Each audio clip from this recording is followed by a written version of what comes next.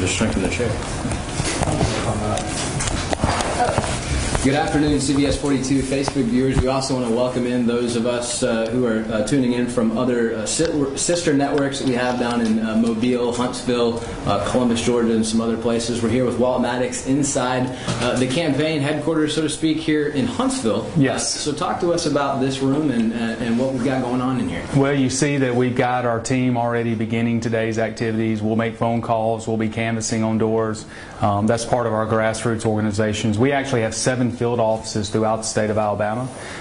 We certainly don't have the resources that our opponent does. We're not tied into the Montgomery special interest clique, but we do have our people just like that behind me who are dedicated field staffers and volunteers who really want to see Alabama change for the better. And to me, that's one of the most humbling and inspiring parts of this. And so by the time we get ramped up this evening, there will be dozens of people in the Huntsville area knocking on doors and making phone calls, and they're all doing it because they believe that we can be better than at or near the bottom in everything that matters. And today was the first stop this week in Huntsville. You've got 2 days that you're going to be in North Alabama. We kind of talked about it yesterday, but after you had the speech today in front of the Rotary Club, what are you really trying to kind of focus in on for the Huntsville area? Well, the Tennessee Valley is electorally very important to our calculus in winning, but also is that if Huntsville in this region is going to continue to succeed, it's got to have a partner in the state. Now, we're fortunate to have pockets of brilliance up here, and we've had leaders like Tommy Battle who have done a fantastic job in Huntsville, but they can't go it alone, and the state needs to be a resource. You know, Tommy Battle and his Huntsville economic team, the economic teams in the Shoals, the economic teams in Jackson and DeKalb counties, they're leading the charge. What they need is a state to give them the resources necessary to be successful. But if we continue to be behind in corrections, mental health, infrastructure, education, healthcare, even places in the Tennessee Valley that have shown such leadership and innovation, they can't survive in that dynamic. Yeah, and so for those who may not have gotten a chance to see this morning, Walt Maddox was speaking to the downtown Huntsville Rotary Club, and he took several questions. You had several questions from folks in the audience, and I think one of the more interesting dialogues was one question about the lottery. I know I don't want to kind of regurgitate everything about what you already said, but there were some people that had some questions about, is the lottery the right thing? And I wanted to remind people your response to that. Well, it's a very fair question, and it's certainly one that I've put a lot of thought into over the past year. But I believe absolutely a lottery is essential at this time. In a perfect world, is that the perfect revenue source? Absolutely not. But the reason why we've been successful in Tuscaloosa is I've been pragmatic. And if we do not pass the Alabama Education Lottery, which nearly 70+% or above 70% of Alabamians support, then we will not have the $300 million available for college scholarships, for workforce development training, and universal pre-K. We can debate the appropriate revenue source, but I know this: doing nothing is not something that's going to make Alabama successful. Right now, we're on the knife's edge. We can either fall into the abyss of staying at or near the bottom in everything that matters, or we can elevate ourselves. And one of the primary ways we can do that is through an Alabama Education Lottery. And one of the other things that I think you really focused on today was talking about that hope that maybe you can wrestle the 40 to 50% of voters who you feel may not go between party lines. Expand on that if you can, because I think that there are a lot of people who question if someone could vote beyond the party that they've always potentially supported. Well, I really believe this election is the first time in quite some years that we've had such a talented list of candidates on the Democratic ticket, and Alabamians now have a real choice about who they want to select. We know through polling there's 30% of Alabamians that are likely going to vote Republican. We know there's 30% of Alabamians that are going to likely vote Democrat. So we have this 40% in the middle. In these last 7 days, we want to make the closing argument that, number one, we've put detailed solutions to the problems in front of the state. Number two is that this election is about the future, and which candidate for governor can best lead Alabama into a more dynamic future.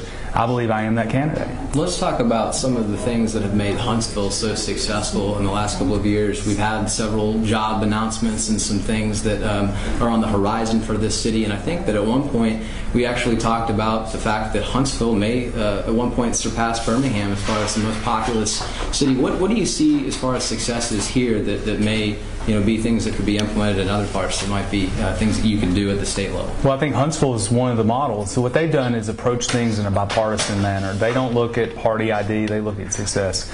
From NASA and Redstone Arsenal, that was born out of what Senator Sparkman did a long time ago, to what Hal Heflin helped continue to build, to what Richard Shelby has certainly made happen up here. They've approached things from a solutions base. That is a model that we need to take in the state, because improving our education, improving our health care, improving our roads and bridges, that's not a Republican or Democratic issue. That's an Alabama issue. Huntsville has shown that when you focus on results, good things happen. That's the model that I want to take here and certainly implement in Montgomery. It's a model that's worked for us in Tuscaloosa. It's a model that works in Huntsville. I think Montgomery could use some of that model. Something you touted this morning about Tuscaloosa and some things that you guys have been doing there creatively with the roads and the state, as far as getting some of those projects fixed with state roads.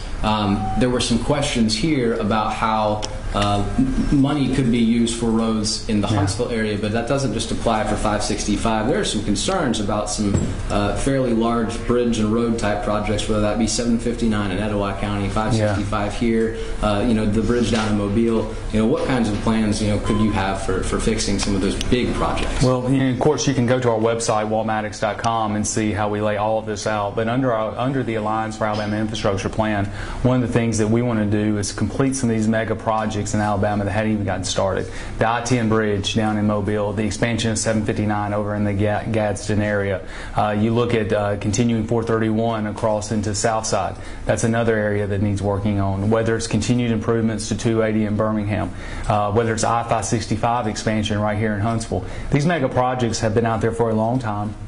Neither Republicans or Democrats have addressed it. That's why we felt like it was important to put together a detailed solution to help solving. Again, the people who are stuck in traffic, the jobs that do not come to our communities because we don't have the infrastructure, they know no party label. This is about solving problems in this state.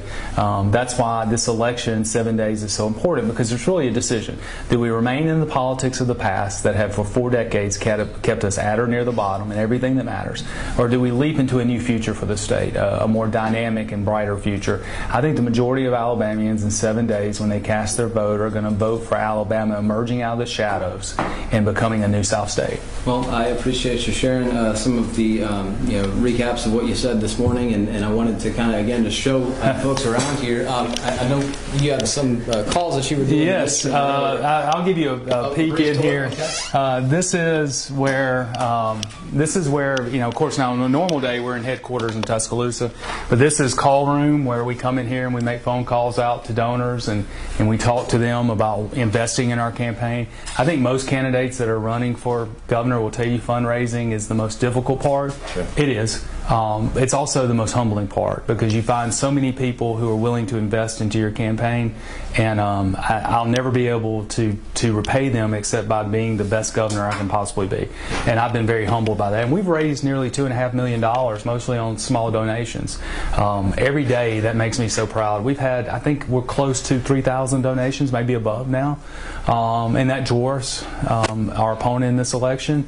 I say that as in pride, because I'm proud of all those small donors, and because they're investing into a better Alabama, and we're going to continue to work hard. And these are some of the projects here that we've, some of the counties and areas that we've been looking around the state. This is where our volunteers have been out working, discussing, looking at precincts. I mean, everything we do is down to a precinct level, and so we want to make certain that we create that voter turnout that's needed to win.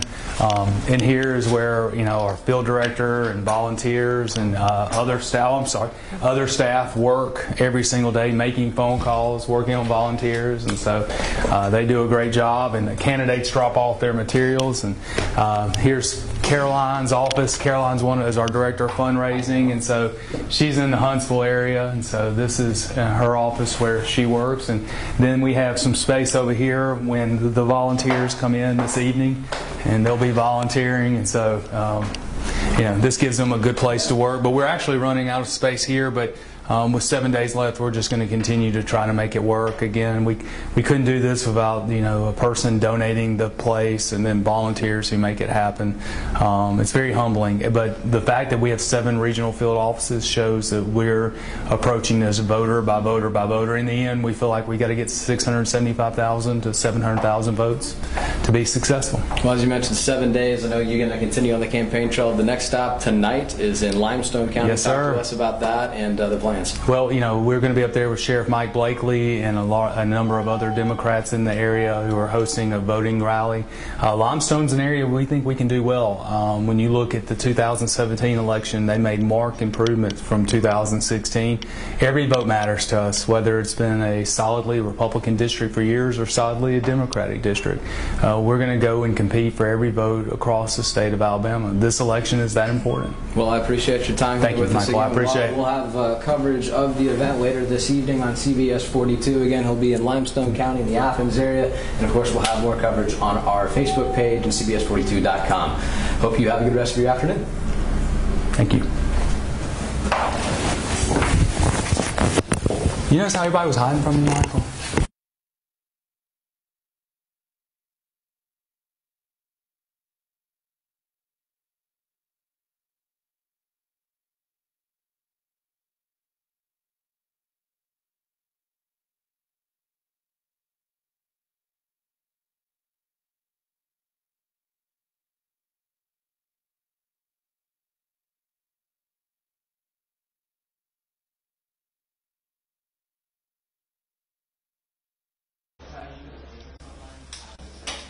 So y'all hanging out here till 5? Is that the plan? We may run down to the car and start loading some of this stuff up.